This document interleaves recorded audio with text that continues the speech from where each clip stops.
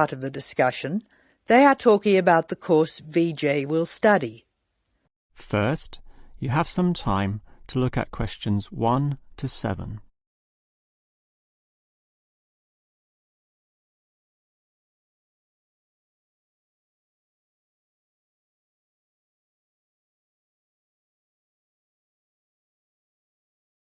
Now we shall begin. You should answer the questions as you listen, because you will not hear the recording a second time. Now listen carefully and answer questions 1 to 7. Hello. May I help you? Hello. Is this the right place for me to register to study foreign languages? Yes, it is. May I have your name, please? Vijay. My family name is Paresh. Vijay Paresh. Okay. Do you have a telephone number? Yeah. 909-2467. Thank you. Now, which language would you like to learn? We offer French, Italian, Cantonese, Mandarin, Spanish, Portuguese. I'd like to learn Spanish, please. Okay. Our classes are conducted in lots of different places. We have classrooms in the city and here in this building. What's this building called? This is Building A. I work near here, so it'd be best to study in Building A. What time do you want to come to lessons? They go on for 3 hours and they start at 10 a.m., 4 p.m. and 6 p.m. I wish I could come to the daytime lessons, but I can't. So 6 p.m, please. That's our most popular time, of course. Have you ever studied Spanish before? No, I haven't. We describe our classes by level and number. Your class is called Elementary 1. Okay. When will classes start? Elementary 1 begins, just a minute. It begins on August 10. Great. Now what else do I have to do? Before you hear the rest of the conversation, you have some time to look at questions 8 to 10.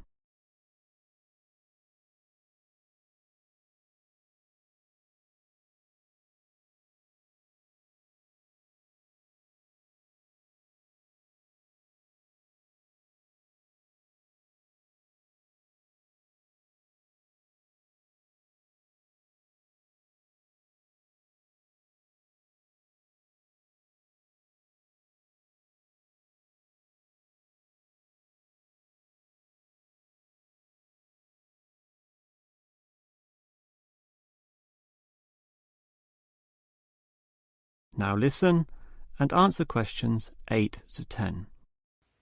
I'm sorry, Vijay. What were you saying? I wanted to know what else I had to do. Oh, of course. Please go to the building on the other side of Smith Street. I want you to go to the reception area first. It's just inside the door on the left as you enter from Smith Street. Give them this form. Okay. Do I pay my fees there? No, but the fees office is in the same building. Go past the escalators and you'll see a games shop. It's in the corner. The fees office is between the games shop and the toilets. Thanks. Where can I buy books? The bookshop is opposite the lifts. It's right next to the entrance from Robert Street. Your offices are spread out. Not as badly as they used to be. By the way, we offer very competitive overseas travel rates to our students. Oh, I'd like to look into that. Of course. The travel agency is at the Smith Street end of the building, in the corner next to the insurance office. Thank you very much. Bye.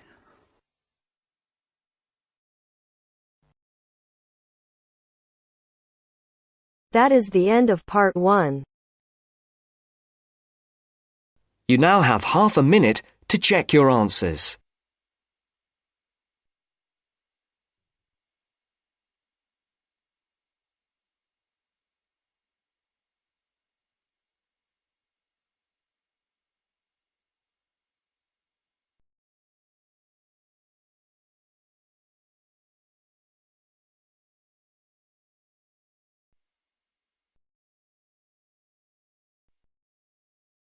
Now turns to part 2.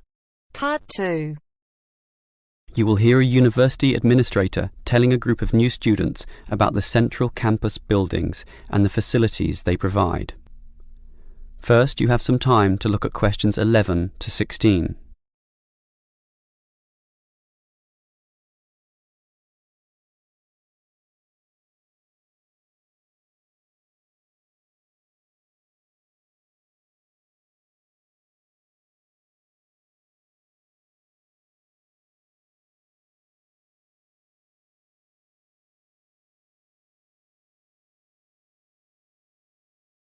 Now listen carefully and answer questions 11 to 16.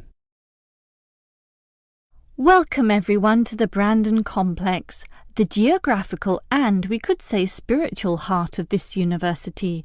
This is basically where everyone eats too, as you can see by looking around. There are many different cuisines here, Chinese, Indian and Middle Eastern, plus the usual fare of a local type, all in that corner over there. We have many shops here too, but the biggest is Wilson's right there, providing clothing and hardware. That's next to all the restaurants. Now, on the opposite side of Wilson's we have 3 shops. The one in the corner there, closest to the restaurants, is for DVDs. Yes, the DVDs are cheap and affordable, and you can also rent DVD players as well. Moving on. In the corner directly opposite Wilson's is the Student Union office. Incidentally, you are all encouraged to join the Student Union, as a Student Union card gives you many benefits, including discounts on basically everything you can buy here at the Brandon Complex. Outside this complex, on the other side of the road, you can just see it from here in fact, is a building that we call by the rather unusual name, the H Building.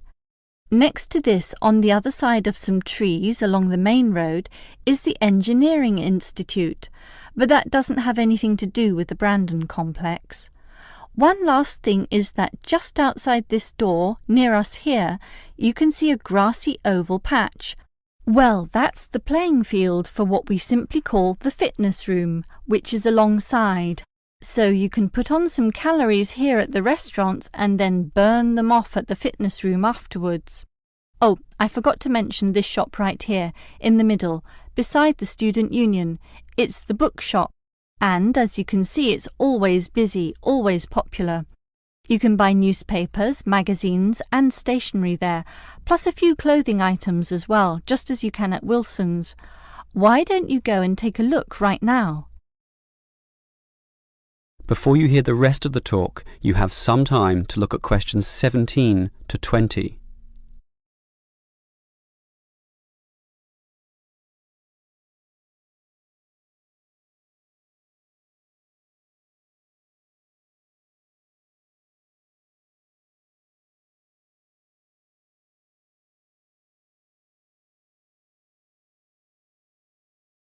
Now listen and answer questions 17 to 20. Now, I'd like to tell you a bit more about one of the buildings here, namely the H Building. Despite its bland name, you might be interested in what goes on there. It is our main recreational centre, with halls, offices and space available for a variety of activities, mostly for those who want to get fit. For example, if you're interested in yoga, you're in luck, since 4 days a week there are free yoga classes. They have several levels, so if you're a beginner, you'd have to start with that. You can check the schedules on the wall there. Yoga used to be at night, but now it's in the mornings, but not on Wednesdays. Along those same lines, there's aerobic dancing in the afternoon.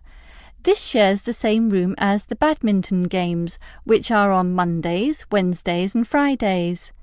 The aerobics are on the alternate days, Tuesdays and Thursdays, and it's not restricted at all. Everyone is welcome to join, although the instructor may divide you up, of course, according to ability.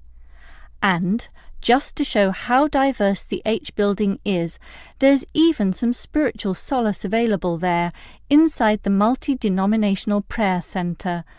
with individual booths and a variety of holy scriptures and texts available to read from all the major religions of the world. That's open all day over the weekend, but not at night time when the rooms are for private booking. Finally, for those of you of a cerebral nature, the University Chess Club operates at night. That's open from 8 p.m. every, is it Wednesday or Monday? No, sorry, Friday. And I think it closes at about 11:30 p.m. So, there's something for everyone in the H building.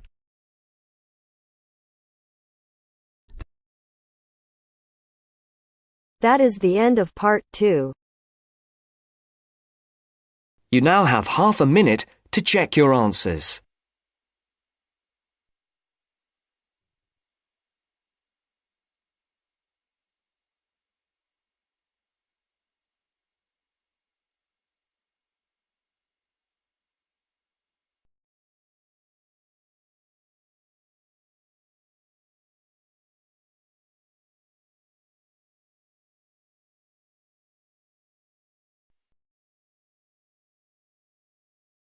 Now turns to part 3.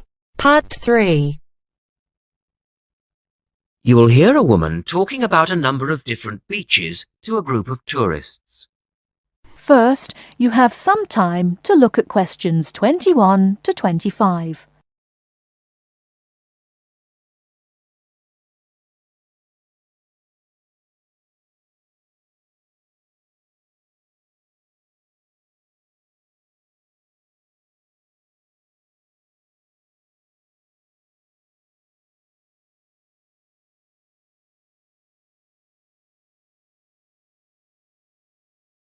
Now, listen carefully and answer questions 21 to 25.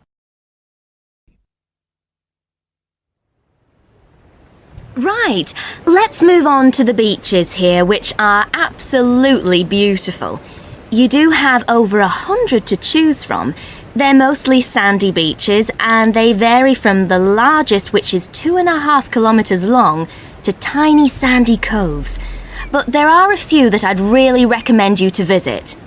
So, looking at this pamphlet, first of all, there's Bandella Beach. This beach is 1 kilometre away from the old fishing village of Bandella, which is a beautiful spot.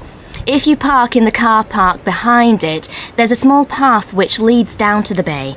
It's very pretty because the whole beach is backed by pine trees, so it's very sheltered.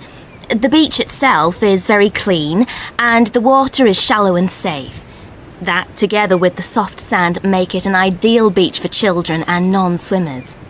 A little further round the coast, again to the east, in the eastern corner of the island, is the spectacular Da Polata Beach, which is basically a long inlet.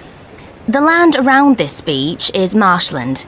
It's all marsh, and there's a stream which winds through it, and the stream goes into the sea. And the beach has lovely pale gold sand. Access to this beach is quite tricky, and not for the less energetic. You have to go down a long flight of steps, 190 to be exact. But you'll be relieved to know that there's also a road which winds down to a car parking area. When you're level with the sea, there is a handful of shops and bars, and you can hire some beds and umbrellas. Continuing round the island, just past the tip of Calne, is the next beach I'd suggest you visit, and this is San Get. Why? Because there isn't a beach longer than this on the island.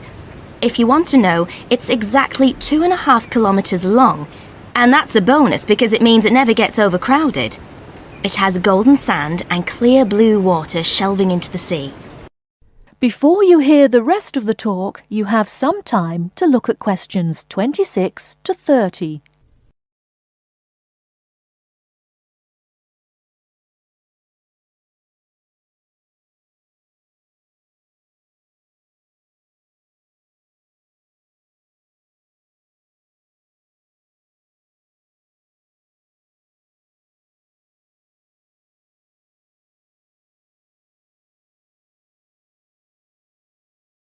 Now listen and answer questions 26 to 30. It has golden sand and clear blue water shelving into the sea. There are several beach restaurants to choose from, and water sports are available when the water is calm. But check first. This beach operates a flag system, as the sea can get rough and you should always swim between the flags. There's a large car park which gives you easy access to the eastern end of the beach, but the western end is much quieter and more wild, as it is harder to reach. Blanaka is another popular beach, just in the northwest corner of the island. It has incredibly white sand and sparkling water. There is ample car parking here and plenty of bars and restaurants. Blanaka has white cliffs all around it, and for those of you who'd like a little more to do than just lazing on the beach, there are caves here which you can explore in the cliffs, and you can also dive into the water from rock platforms along the side of the cove. Well, my final recommendation for today is Disador. Now, this beach isn't quite as easy to get to as the others I've talked about. It's quite a remote little beach, tucked away here next to Blanaka. You can reach Disador by a steep slope which goes over some sandbanks. The beach itself is small and pretty, with reddish-coloured sand and some stony areas on its eastern side. Despite being quite small, the bathing is good, and you can also go fishing here from the rocks at either side. It's a good idea to take some food and drink with you if you decide to go here, as there's only one little bar which isn't always open. So, that should give you plenty of ideas to choose from over the next 2 weeks, and if you have any further questions... That is the end of part 3. You now have half a minute to check your answers.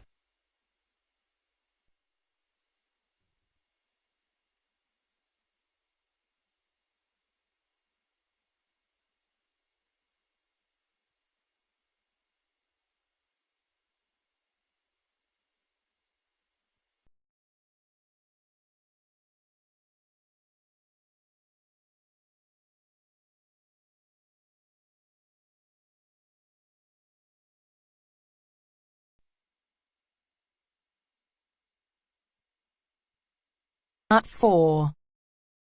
You will hear a woman giving a talk at a popular science convention. She is describing research into artificial gills designed to enable humans to breathe underwater. Now you have some time to look at questions 31 to 40.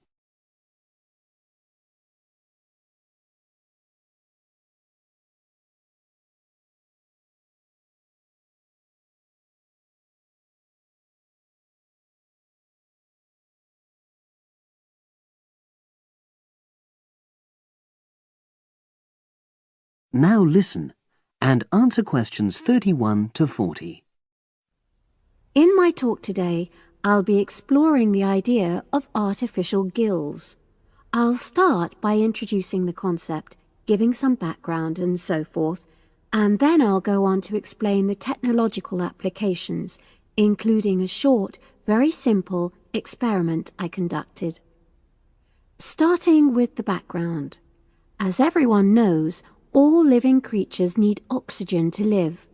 Mammals take in oxygen from the atmosphere by using their lungs, and fishes take oxygen from water by means of their gills, which of course in most fishes are located either side of their head.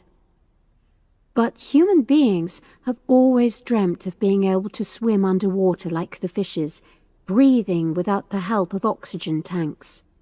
I don't know whether any of you have done any scuba diving, but it's a real pain having to use all that equipment. You need special training, and it's generally agreed that tanks are too heavy and big to enable most people to move and work comfortably underwater. So scientists are trying a different tack. Rather than humans carrying an oxygen supply as they go underwater, wouldn't it be possible to extract oxygen in situ? That is, directly from the water while swimming. In the 1960s, the famous underwater explorer Jacques Cousteau, for example, predicted that one day surgery could be used to equip humans with gills. He believed our lungs could be bypassed and we would learn to live underwater just as naturally as we live on land. But of course, most of us would prefer not to go to such extremes. I've been looking at some fairly simple technologies developed to extract oxygen from water, ways to produce a simple, practical artificial gill enabling humans to live and breathe in water without harm. Now, how scientists and inventors went about this was to look at the way different animals handled this. Fairly obviously, they looked at the way fishes breathe, but also how they move down and float up to the surface using inflatable sacs called swim bladders. Scientists also looked at animals without gills, which use bubbles of air underwater, notably beetles. These insects contrive to stay underwater for long periods by breathing from this bubble which they hold under their wing cases.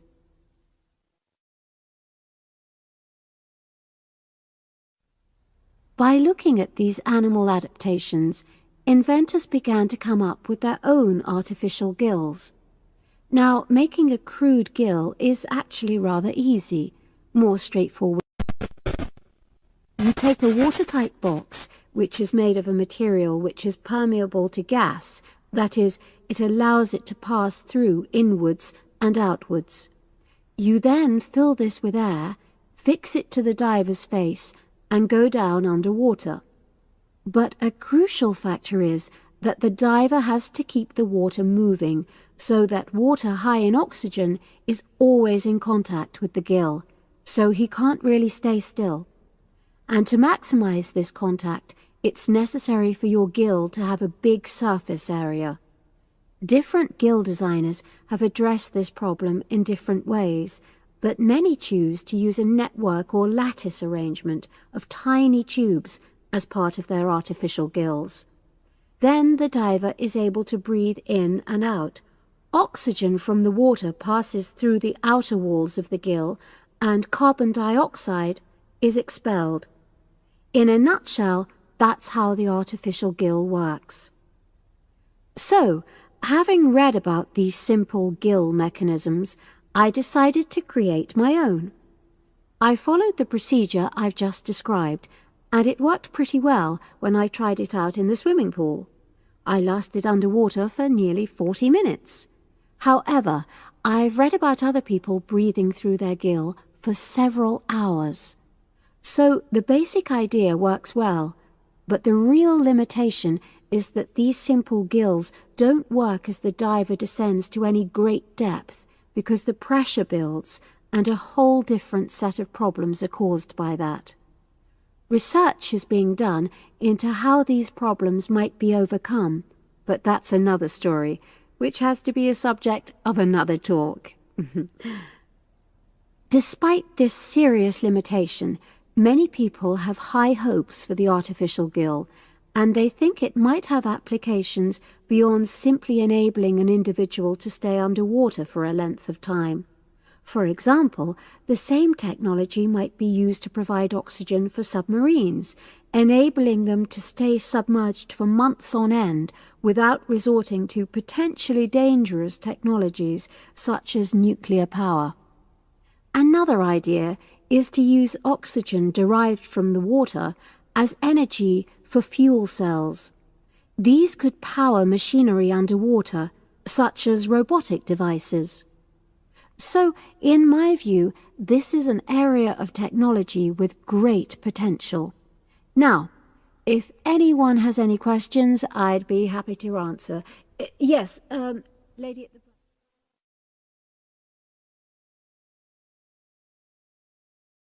That is the end of part 4. You now have half a minute to check your answers.